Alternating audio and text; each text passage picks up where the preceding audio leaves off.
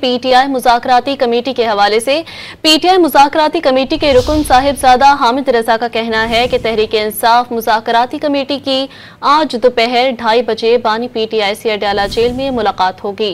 Twitter पर अपने पैगाम में साहिबजादा हामिद रजा ने बताया कि तमाम अरकान इस्लामाबाद के लिए रवाना हो चुके हैं। पीटीआई मुज़ाकराती कमेटी के हवाले से पीटीआई मुज़ाकराती कमेटी के रुकन साहिबजादा हामिद रजा का कहना है कि तहरीक-ए-इंसाफ मुज़ाकराती कमेटी की आज दोपहर 2:30 बजे बानी पीटीआई से अडयाला जेल में मुलाकात होगी। ट्विटर पर अपने पैगाम में साहिबजादा हामिद रजा ने बताया कि तमाम अरकान इस्लामाबाद के लिए रवाना हो चुके हैं। पीटीआई मुज़ाकराती कमेटी के हवाले से पीटीआई मुज़ाकराती कमेटी के रुकन साहिबजादा हामिद रजा का कहना है कि तहरीक-ए-इंसाफ मुज़ाकराती कमेटी की आज दोपहर 2:30 बजे बानी पीटीआई से अडयाला जेल में मुलाकात होगी।